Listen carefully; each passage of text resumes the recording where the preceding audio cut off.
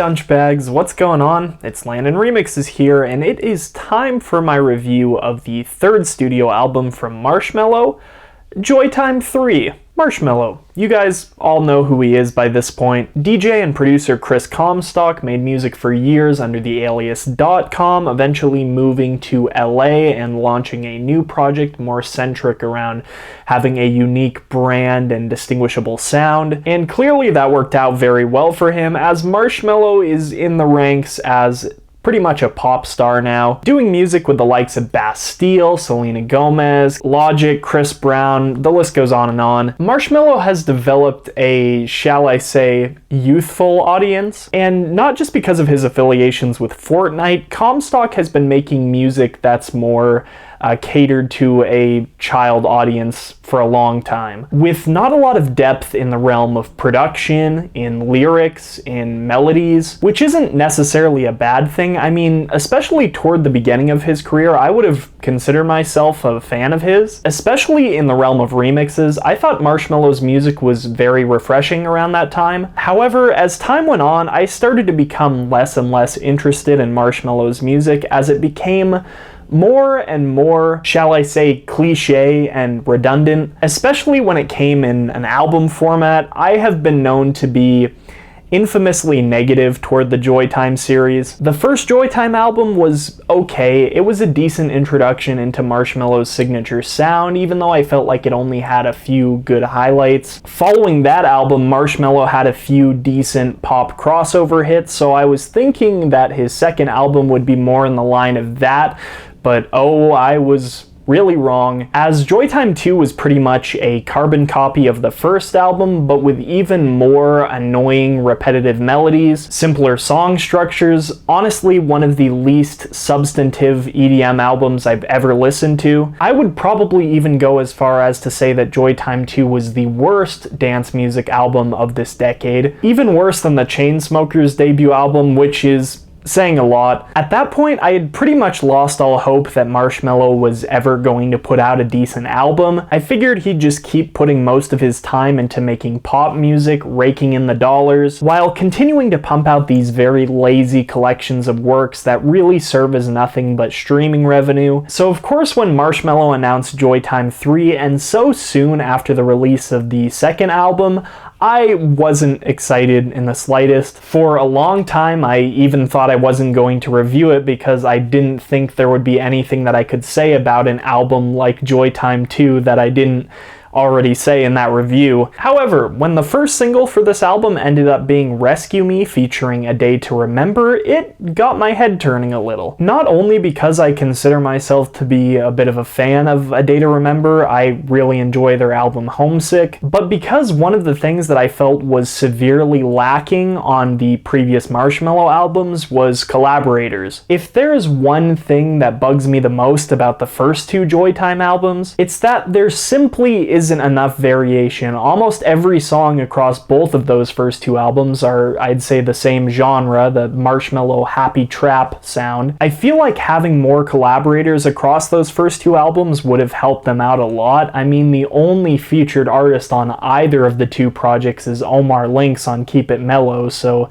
if that says anything. Luckily though, Joytime 3 has collaborators, and a lot of them. 9 to be exact. That's as many collaborators as the Joytime 2 album had songs. And looking at some of the names featured on this thing, I was actually surprisingly really looking forward to hearing this project. Of course, you've got more expected collaborators like Slushy, Crankdat, Yultron, but then you've got others that come completely out of left field like Flux Pavilion, Elohim, Tynan, and of course A Day to Remember, which, coming back to that one, I think Rescue Me is legitimately one of the best songs Marshmello has ever written. I didn't initially expect too much to come from this collaboration, but Marshmello and the band have a surprising amount of chemistry on this song. Neither of them step on each other's toes all that much. It feels like a very well thought out hybrid between the two sounds. The problem with a lot of these rock EDM hybrid songs these days is that it seems like it's just a heavy-hitting EDM song with a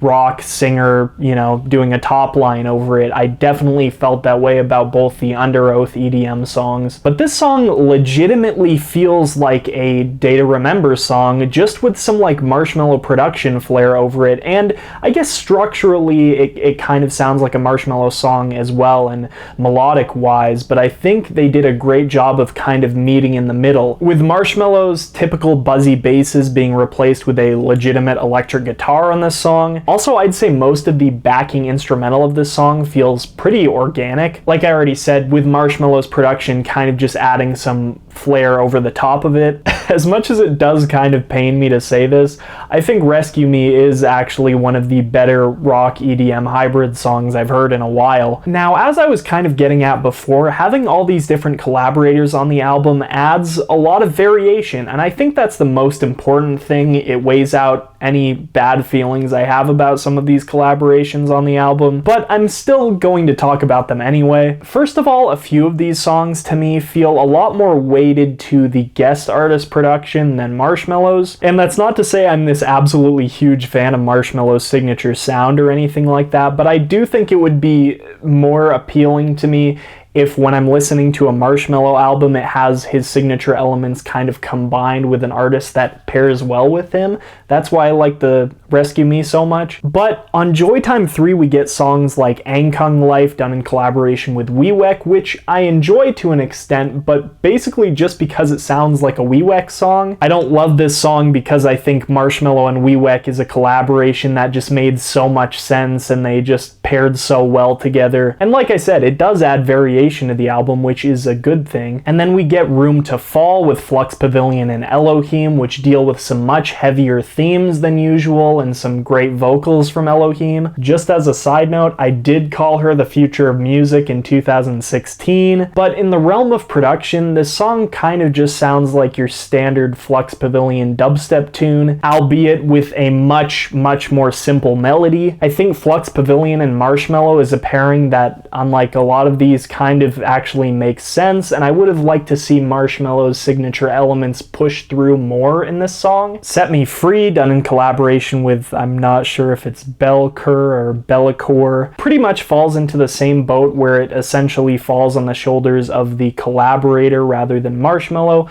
though I think it's likely that Comstock maybe worked on the bass in this song because it does have that kind of like buzzy Marshmello sound to it, and more than anything, I'm just glad to see Marshmello credited on a house song. Pretty much every collaboration that I haven't mentioned up to this point I think is really well balanced. On Put Yo Hands Up, it's really cool to see Marshmello and Slushy finally doing a dubstep song together because God knows I've been wanting some slushy dubstep for a while. It's cool to see Marshmello's signature sound in the off drop kind of contrasted by this really high screechy lead in the drop of the song. Definitely more in the realm of old school Slushy, which I really have no opposition to. Let's Get Down has something kind of similar going on where it's Marshmello's signature sound in the off drop, and then the drop is a more like Melbourne bounced infused type thing, but it's actually pretty enjoyable. We get a kind of unexpected collaboration with Tynan, who I think is one of the better up-and-comers in the dubstep scene, in the form of the song Earthquake, which I'd say is one of my favorite cuts from the album. I'm not a big fan of the vocal on this song, but I'd say it's worth waiting through to get to the drop, which is absolutely apocalyptic. And the song Falling to Pieces with Crankdat, I'd say has the best balance between two artists that we see on the album, with the exception of Rescue Me, with the song's lead melody serving as several different fake-outs throughout the drops between the more heavier parts. And I'm normally not all that into Crankdat, but I think their sounds were balanced out really well in this song. But of course there are the solo songs that I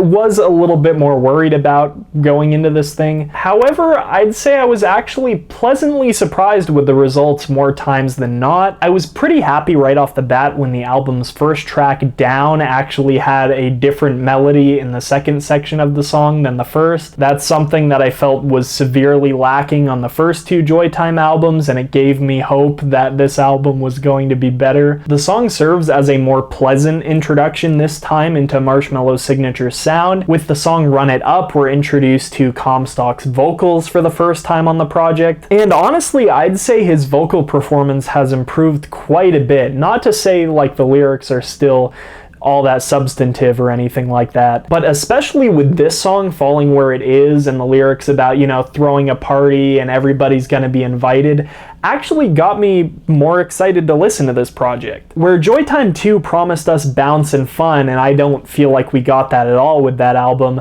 Joytime 3 pretty much gives us that right off the bat. The song also introduces some rock themes, which are much more present on this album than pretty much everything we've ever seen from Marshmello before. And I'd also say I like it how most of the lyric sets coming from Chris on this project don't try to take themselves all too seriously. I thought Joytime 2 was a huge flop in that department, but the song Sad Songs on this album kind of gives me this thought that Chris is trying to get away from that and kind of get into the kind of party mood on this album. Of course, Proud is a little bit more serious, kind of tries to tug at your heartstrings, but considering it's the album's closer, I think it does a good job closing the album. At least the song's just cheesy and not cheesy and depressive like Paralyzed from Joytime 2. It leaves the project on a somewhat good note. Here We Go Again is another song that falls toward the end of the album's track list, and it's pretty much your standard Marshmello tune, though like I said before, Marshmello does a much better job showing some variation throughout a track's running length on this album, and that does come on this song even if I don't necessarily love it. And yeah, that's every song, so that's pretty much my thoughts on this album. I think with Joytime 3, Marshmello has at least proven himself able to make a really good project. Having a lot of collaborations was definitely a good choice for this project, though for Joytime 4, if it ever happens, I would suggest pairing with more artists that actually make sense as collaborators with, you know, Marshmello's signature sound, rather than just having him co-produce a song that sounds like the other artist he's working with, if that makes sense. There's a ton of great chemistry on a couple of these songs, especially Rescue Me, and I would love to see more of that come on his next project. But more than anything, I'd say this is the first Marshmello project that's really tolerable for me and that I've really enjoyed actually coming back to for multiple listens. So is it his best project in my eyes? Absolutely. For Joytime 3, I am feeling a light to decent 6.5 out of 10. Arguably the craziest turnaround I have ever seen from one album into the next, and absolutely for the better. If you guys haven't listened to this album yourselves, I have the Spotify link down in the description below. Maybe you skipped out on it just because Joytime 2 was so bad, but this one I would definitely suggest, especially if, you know, you're into Marshmello's more collaborative stuff. Please leave a like if you enjoyed the review, and make sure to subscribe if you want to see more content like this. Anyway, I'm Landon Remixes, and I'll catch you guys next time. Peace.